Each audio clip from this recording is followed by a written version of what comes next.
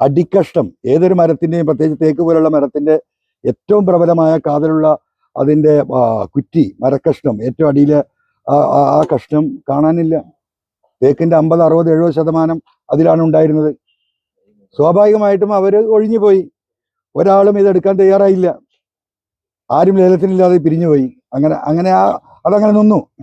കുറച്ചു കാലം കഴിഞ്ഞപ്പോൾ ഇവര് ഈ അന്നത്തെ SP സുജിത് ദാസ് ഈ മരം ലേലം നടത്തിയെന്നാണ് പറയുന്നത്. അത് അന്വേഷണ ഉദ്യോഗസ്ഥർ പരിശോധിക്കണം, എനിക്കതിനെക്കുറിച്ച് അറിയില്ല.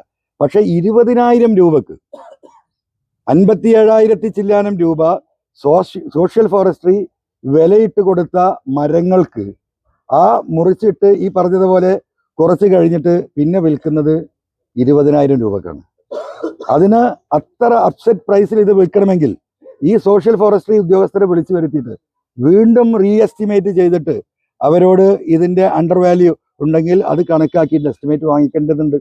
ആ നടപടി ഇവർ സ്വീകരിച്ചിട്ടില്ല എന്നാണ് ഞാൻ മനസ്സിലാക്കുന്നത്. അപ്പോൾ കളവ് പോയ മരം ആ കാര്യം പുറത്തു വരാതിരിക്കാൻ ഇതിനെ മൂടി വെച്ചു. അതോടൊപ്പം അവർ ചെയ്ത മറ്റൊരു ഹമ്പക്ക് നിങ്ങൾക്കത് പരിശോധിച്ചാൽ കാണാൻ കഴിയും. സോഷ്യൽ ഫോറസ്ട്രി ആദ്യം എസ്റ്റിമേറ്റ് ഉണ്ടാക്കി കൊടുക്കുമ്പോൾ ഈ പറയുന്ന മഹാഗണി മരങ്ങളില്ല, അതിനെക്കുറിച്ച് പ്രതിപാദിക്കുന്നില്ല.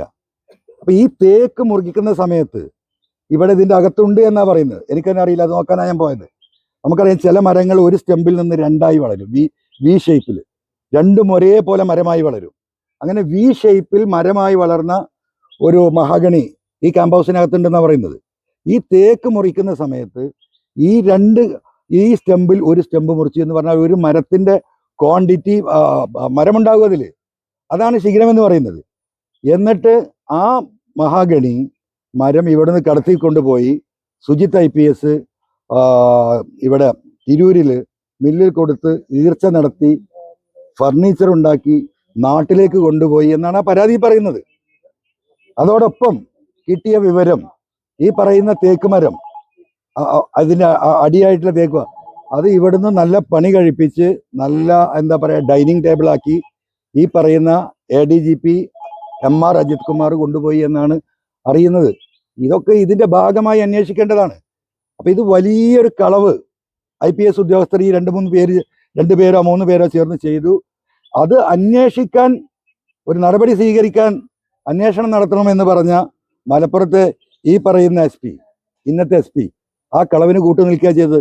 28 ദിവസമായി ശ്രീജിത്ത പരാതി കൊടുത്തിട്ട്, ഞാൻ അതിനെക്കുറിച്ച് പരാതി കൊടുത്തിട്ട് ഇന്നേക്ക് 7-8 ദിവസമായി. അപ്പൊ അദ്ദേഹത്തിന്റെ വീട്ടുമുറ്റത്താണിത്. ഇതേതെങ്കിലും കാട്ടിലോ മലയിലോ ആണെങ്കിൽ നമുക്കിത് മനസ്സിലാക്കാം. ഈ പരാതിയിൽ പറയുന്നതിൽ വസ്തുതയുണ്ടോ എന്ന് രാവിലെ വാതിൽ തുറന്നു നോക്കിയാൽ മലപ്പുറം SP കാണുന്ന അദ്ദേഹത്തിന്റെ വീടിന്റെ മുറ്റത്ത് ഇങ്ങനെ ഒരു കളവ് നടന്നിട്ട് ഒരു അന്വേഷണം വേണ്ട. അവിടെ 2 മണിക്കൂറുകൾ കൊണ്ട് അന്വേഷിക്കാവുന്ന കാര്യമാണ്. എന്തുകൊണ്ടാണ് ഇദ്ദേഹം അത് ചെയ്യാത്തത്? അപ്പൊ ഇദ്ദേഹത്തിന് അതിൽ പങ്കുണ്ട്. ഈ കളവിന് കൂട്ടുനിന്നവനാണ് മലപ്പുറം SP. അദ്ദേഹത്തിനെതിരെ നടപടി ഉണ്ടാവണം. അതുകൊണ്ട് തന്നെയാണ് പറയുന്നത് ഈ ക്രൈംബ്രാഞ്ച് കോടതിയുടെ നിരീക്ഷണത്തിൽ ഉയർന്ന ഉദ്യോഗസ്ഥനെ വെച്ചിട്ട് ഇത് അന്വേഷിക്കണം. ഇത് തന്നെയാണ് പ്രധാന വിഷയം. അജിത് കുമാർ 2 കോടി രൂപ കൈക്കൂലി വാങ്ങിയെന്നുള്ള ആരോപണം ഉന്നയിക്കുന്നുണ്ടല്ലോ. അത് കൃത്യമായ തെളിവുകൾ എൻ്റെ അടുത്തുണ്ട്, കൃത്യമായ വോയിസ് കോളുകളുണ്ട്. ആ കാര്യങ്ങളൊക്കെ ഞാൻ വിശദീകരിക്കുന്നുണ്ട് പത്രസമ്മേളനത്തിൽ. അതായത് കേരള പോലീസിന്റെ അതീവ രഹസ്യമായ വയർലെസ് സന്ദേശം, അത് പോലീസിന്റെ മാത്രമുള്ള കമ്മ്യൂണിക്കേഷൻ സിസ്റ്റമാണ്.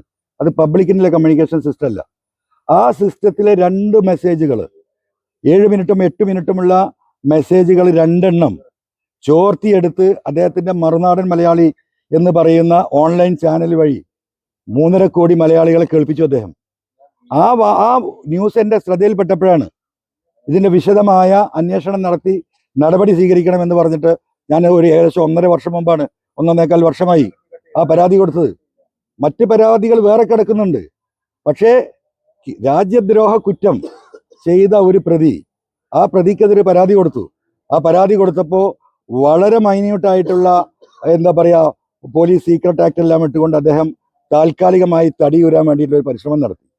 അപ്പൊ സ്വാഭാവികമായും DGP അജിത് കുമാറിന് ADGP അജിത് കുമാറിന് ഞാൻ വീണ്ടും കത്ത് കൊടുത്തു. കാരണം കേരളത്തിലെ നിങ്ങൾ പത്രക്കാർ ശരിക്കും ഇത് മനസ്സിലാക്കേണ്ടതുണ്ട്. ഇതിന്റെ ടെക്നിക്കൽ കാര്യം നിങ്ങളത് മനസ്സിലാക്കണം.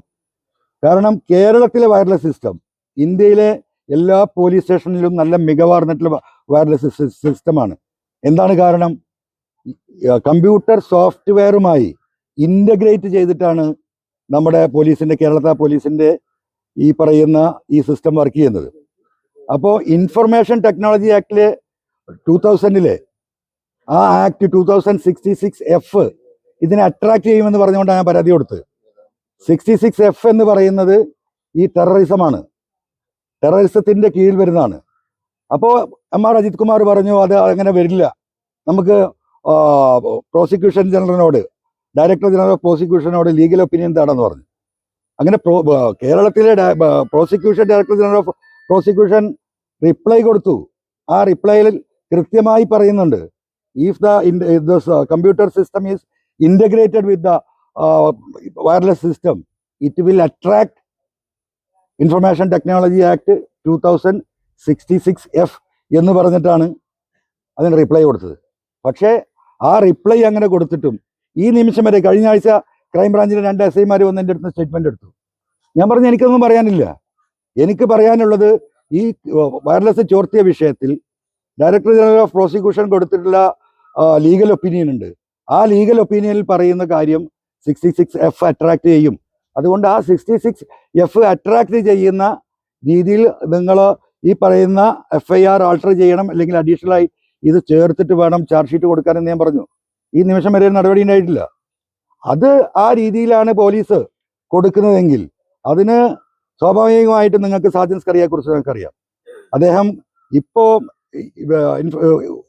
ഇൻകം ടാക്സിന് കൊടുത്ത കഴിഞ്ഞ വർഷത്തെ റിട്ടേണിൽ 3,70,00,000 രൂപയാണ് അദ്ദേഹത്തിൻ്റെ വരുമാനം. ഇങ്ങനെ വരുമാനമുള്ളവനെ പിടിച്ച് ജയിലിലാക്കിയാൽ ഇതിൽ ജാമ്യം പോലില്ല. നിങ്ങൾ മനസ്സിലാക്കേണ്ടതാണ്, 66F ഇട്ടുകൊണ്ട് ഈ കേസ് FIRൽ ചേർത്ത് കഴിഞ്ഞാൽ ഈ സാജൻ സ്കറിയക്ക് ജാമ്യമില്ല. 14 കൊല്ലം ഇംപ്രിസ്മെന്റ് ആണ്. 6 മാസത്തിനുള്ളിൽ ജാമ്യത്തിന് അപേക്ഷ കൊടുക്കാൻ പറ്റില്ല. സ്വാഭാവികമായിട്ടും ഈ പറയുന്ന സാജൻ സ്കറിയയുടെ ആളുകൾ ഈ MR അജിത് കുമാറിനെ സ്വാധീനിച്ചു. 2 കോടി രൂപ ഓഫർ ചെയ്തു, 1 കോടി രൂപ കൊടുത്തു, പിന്നെ ഒരു 50 ലക്ഷം കൊടുത്തു. ഇപ്പൊ അന്ന് സാജൻ സ്കറിയയുടെ ഇടയാളുകൾ ഓഫർ ചെയ്ത 50 ലക്ഷം കൊടുത്തിട്ടില്ല. ആ തർക്കം നടക്കുകയാണ്. ഇതൊക്കെ വിശദീകരിക്കപ്പെടും, ഇതിൻ്റെയൊക്കെ വിശദാംശങ്ങൾ വരാൻ പോവുകയാണ്. അപ്പോൾ കേരളത്തിലെ പോലീസിലെ ഒരു ചെറിയ വിഭാഗത്തെ ഈ ക്രിമിനലൈസ് ചെയ്യുന്നതിന് നേതൃത്വം നൽകുന്നത് ഈ അജിത് കുമാർ തന്നെയാണ്. ഈ ഗവൺമെന്റിനെ ഈ കോലത്തിൽ പോലീസുമായി ബന്ധപ്പെട്ട വിഷയങ്ങളിൽ പല ഘട്ടങ്ങളിലും ഗവൺമെന്റും പാർട്ടിയും പ്രതിസ്ഥാനത്താകാൻ കാരണം ഇദ്ദേഹത്തിന്റെ ഇത്തരത്തിലുള്ള നടപടികളും നിലപാടുകളുമാണ്. അതുകൊണ്ട് ഈ കാര്യങ്ങൾ അന്വേഷിക്കണം. വേറെ ചില വിവരങ്ങൾ വരുന്നുണ്ട്, ആ വിവരങ്ങൾ നമ്മൾ പരിശോധിച്ചുകൊണ്ടിരിക്കുകയാണ്. അതിനൊക്കെ കൃത്യമായ വിവരങ്ങൾ കിട്ടിയാൽ ജനങ്ങളെടുത്ത് പറയും. കാരണം നിങ്ങളൊരു കാര്യം മനസ്സിലാക്കണം, നിങ്ങളിപ്പോൾ എന്താ ഇവിടെ ഇത്രയും TV ചാനലുകാർ വന്നത്? കേരളത്തിലൊരു സാധാരണ മനുഷ്യന് ഇവിടെ വന്ന് ഈ ഒരു ബോർഡും പിടിച്ചിരുന്നാൽ നിങ്ങൾ ഇങ്ങനെ എല്ലാവരും കൂടെ ഓടി വരുമോ? വരൂലല്ലോ. കാരണം എന്താ? ഞാനൊരു MLA ആണ്, ഞാനൊരു ജനപ്രതിനിധിയാണ്. അൻവറിനെ കാണാനല്ലല്ലോ നിങ്ങൾ ഓടി വന്നത്, MLAക്ക് എന്ത് പറയാനുണ്ടെന്ന് അറിയാനാണ്. ആ MLAക്ക് പറയാനുള്ളത് കേൾക്കാൻ ഇത്രയധികം ചാനലുകൾ വരുമ്പോൾ അതിൻ്റെ കാരണം എന്താ? ഞങ്ങൾ ജനങ്ങളുടെ പ്രതിനിധിയാണ്, ഞങ്ങൾ ആൻസറബിൾ ടു ദ പബ്ലിക്കാണ്. ആ ജനപ്രതിനിധികളോട് പോലും ഈ രീതിയിലാണ് പോലീസിന്റെ നിലപാടെങ്കിൽ അത് നമ്മുടെ ജനാധിപത്യത്തിന് ഒരിക്കലും ഭൂഷണമല്ല. ഇത് ഞങ്ങൾക്ക് മാത്രമല്ല, എല്ലാ പാർട്ടിയിൽപ്പെട്ട എല്ലാ പൊതുപ്രവർത്തകർക്കും ഇത് ബാധകമാണ്. അങ്ങനെ ഒരു സംസ്കാരം വളർത്തിയെടുത്തത് ഈ MR അജിത് കുമാറാണ്. MLAമാരെയും മന്ത്രിമാരെയും പൊതുപ്രവർത്തകരെയും ഒരാളെയും മൈൻഡ് ചെയ്യണ്ട എന്ന ജനാധിപത്യ വിരുദ്ധമായ സംസ്കാരം ഈ കേരളത്തിൽ വളർത്തിയെടുത്ത് അതിന് ഈ പറയുന്ന വള്ളവും നൽകി അതിനെ മുന്നോട്ട് കൊണ്ടുപോയി. ഒരു 10 വർഷം കൂടി, ഇനിയിപ്പോൾ 8 വർഷം കഴിഞ്ഞു, ഒരു 4-5 വർഷം കൂടി കഴിയുമ്പോൾ ഈ പറയുന്ന പലരും പൊതുപ്രവർത്തനം നിർത്തി വീട്ടിലേക്ക് പോകുന്ന അവസ്ഥയിലേക്ക്, അതായത് പറഞ്ഞ പോലീസിന്റെ ഫാസിസം എന്ന്. ഇത് ഫാസിസത്തിന്റെ വേറൊരു രൂപമാണ്. ഫാസിസത്തിന് ഒരർത്ഥം മാത്രമല്ല, പല അർത്ഥങ്ങളുമുണ്ട്.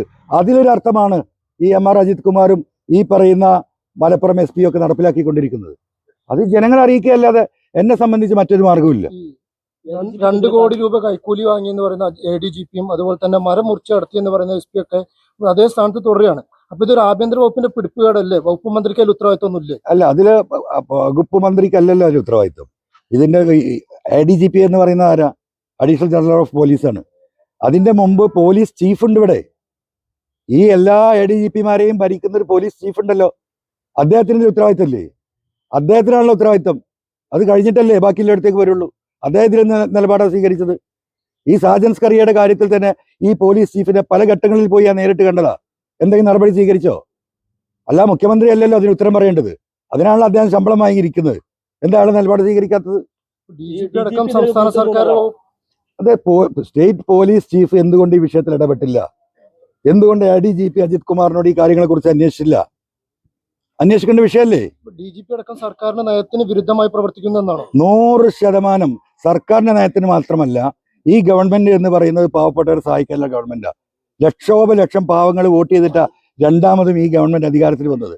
ആ പാവങ്ങളെ ഈ ഗവൺമെന്റിനെതിരാക്കുന്ന നയരൂപീകരണമാണ് ഈ അജിത് കുമാർ ഇവിടെ നടപ്പിലാക്കിയത്. അതുകൊണ്ടല്ലേ ലൈഫ് പദ്ധതി മാത്രം എന്താ തടസ്സപ്പെടുത്തുന്നത്?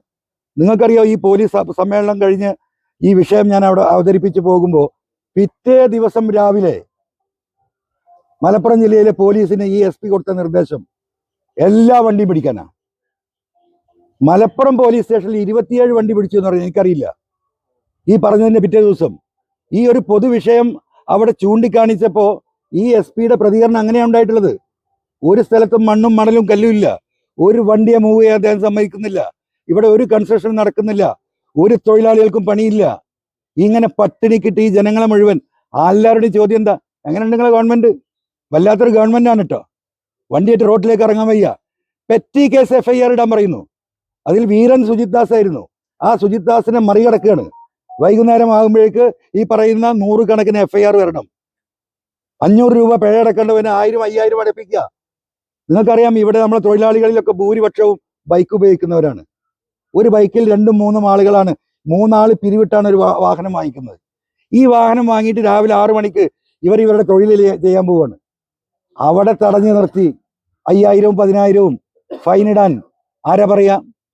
ഒരു വാണിംഗ് എങ്കിലും കൊടുക്കണ്ടേ? അങ്ങനെ പെറ്റി കേസുകൾ. ഈ ഗവൺമെന്റിന് അങ്ങനെ ഒരു നയമേ ഇല്ല. ഞങ്ങൾക്ക് സാമ്പത്തിക പ്രതിസന്ധി ഉണ്ട്, കേന്ദ്രം ഞങ്ങൾക്ക് പൈസ തരുന്നില്ല, ഞങ്ങൾ നല്ല ബുദ്ധിമുട്ടിലാണ് പോകുന്നത്. പക്ഷേ ഈ ജീവിക്കാൻ തന്നെ ജീവിതത്തിന്റെ രണ്ടറ്റം കൂട്ടിമുട്ടിക്കാൻ കഷ്ടപ്പെടുന്ന തൊഴിലാളികളെ ഈ രീതിയിൽ പിഴിഞ്ഞ് പണമുണ്ടാക്കണമെന്ന് ബഹുമാനപ്പെട്ട മുഖ്യമന്ത്രി നിർദ്ദേശിച്ചിട്ടില്ല. അത് നിയന്ത്രിക്കണം. അനാവശ്യമായിട്ടുള്ള കാര്യങ്ങൾ പോലീസ് അതിലേക്ക് അനാവശ്യമായി കടക്കരുത് എന്ന മാനസികാവസ്ഥയുള്ള വ്യക്തി കൂടിയാണ് മുഖ്യമന്ത്രി. ഈ ലൈഫ് പദ്ധതിയിൽ നിയമസഭയിൽ ബഹുമാനപ്പെട്ട മുഖ്യമന്ത്രി പറഞ്ഞിട്ടുണ്ട്, ലൈഫ് പദ്ധതിയുമായി എല്ലാ ഉദ്യോഗസ്ഥരും സഹകരിക്കണമെന്ന്. പക്ഷെ അതുണ്ടായിട്ടില്ലല്ലോ. എന്താണ് അമരമ്പലത്തുണ്ടായ വിഷയം? എന്താണ് SP-യുമായി ഞാൻ ഉണ്ടാക്കിയ വിഷയം? ഈ ലൈഫ് പദ്ധതിയിൽ 200 അടി മണ്ണാ വേണ്ടത്. തൊട്ടപ്പുറത്തെ വീട്ടുകാരൻ അവൻ പറയുന്നത് ലേശം മണ്ണ് ഇവിടുന്ന് എടുത്തോ ഈ പാവത്തിന്റെ വീട് പണി കഴിയാൻ. അവിടുന്ന് JCB ഒന്ന് കോരി ഇട്ടാൽ മതി. അതിന് സമ്മതിക്കില്ല. 4 ലക്ഷം കൊണ്ട് വീടുണ്ടാക്കാൻ പറ്റുമോ? ഈ ഗവൺമെന്റ് കൊടുക്കുന്ന 4 ലക്ഷത്തോടൊപ്പം ജനങ്ങൾ സഹായിക്കുന്നുണ്ട്. സിമന്റ് കൊടുക്കുന്നുണ്ട്, മണൽ കൊടുക്കുന്നുണ്ട്, ജനൽ കട്ടിൽ കൊടുക്കുന്നുണ്ട്, ബാത്റൂമിന്റെ ഫിറ്റിങ്സ് ജനങ്ങൾ കൊടുക്കുന്നുണ്ട്. ഇതെല്ലാം കൂടെ കൂട്ടി ഒരു വീട് പണി കഴിയുമ്പോൾ ഏകദേശം 6-7 ലക്ഷം രൂപയാകും. അതിനെ മുടക്കുക. തൊട്ടപ്പുറത്ത് വന്ന് നോക്കി ഇൻസ്പെക്ട് നടത്തിയാൽ മനസ്സിലാകും. ഗവൺമെന്റിന്റെ തീരുമാനം, പഞ്ചായത്ത് ഈ വീടുകൾക്ക് നോ ഒബ്ജക്ഷൻ സർട്ടിഫിക്കറ്റ് കൊടുത്താൽ മുമ്പ് അത് പോലീസ് സ്റ്റേഷനിൽ കാണിച്ചാൽ മതിയായിരുന്നു. ഇന്ന് ആ NOC-യുമായി പോലീസ് സ്റ്റേഷനിലേക്ക് കയറാൻ പോലും ഇദ്ദേഹം സമ്മതിക്കില്ല. പാവപ്പെട്ട പോലീസുകാർ എന്ത് ചെയ്യും? സബ് ഇൻസ്പെക്ടർ എന്ത് ചെയ്യും? SHO എന്ത് ചെയ്യും? ഞങ്ങൾക്ക് മോളുന്നില്ല നിർദ്ദേശമാണ്, യാതൊരു മാർഗവുമില്ല. ഇദ്ദേഹത്തിന്റെ കുറെ ചാരന്മാർ പോലീസ് സ്റ്റേഷനിൽ, ഏതെങ്കിലും സാധു പോലീസുകാർ പാവല്ല അത് ചെയ്തോട്ടെ എന്ന് വിചാരിച്ചാൽ ഇദ്ദേഹത്തിന്റെ ചാരന്മാരത് ഫോട്ടോ എടുത്തിട്ട് SP-ക്ക് അയച്ചു കൊടുക്കുക. എന്നിട്ട് ഇതാ SI ഇതിന് കൂട്ടുവന്നിരിക്കുന്നു, CI കൂട്ടിരിക്കുന്നു, അദ്ദേഹത്തിനെതിരെ PR. ഇതാണ് അരാജകത്വം. ഈ തോന്നിയാസം അവസാനിപ്പിക്കണ്ടേ? ഈ ADGP-ക്ക് SP-ക്കെതിരെ താങ്കൾ ഉയർന്ന തലത്തിൽ പരാതി എന്തെങ്കിലും കൊടുത്തിരുന്നു? പരാതിയായിട്ട് കൊടുത്തിട്ടില്ല. പരാതി ഇനി ഞാൻ കോടതിയിലാണ് കൊടുക്കാൻ പോകും. സമരം എത്ര സമയം അല്ല, ഞാൻ ഇത് ജനങ്ങളറിയണല്ലോ. ഫ്രൈഡേ ആണ്. ഞാൻ 12:30 മണി വരെ ഇവിടെ ഇരിക്കും. അത് കഴിഞ്ഞിട്ട് നിങ്ങളെ വിശദമായി കാണുന്നുണ്ട്. ഞാൻ ഈ പറഞ്ഞതിന്റെ ഡോക്യുമെന്റ്സ് പ്രസ് കോൺഫറൻസിൽ ഞാൻ വരുന്നുണ്ട്, ഞാൻ നൽകും. നിങ്ങൾക്ക് പരിശോധിക്കാം ഈ പറഞ്ഞതിൽ വല്ല വസ്തുതയുണ്ടോ എന്ന്.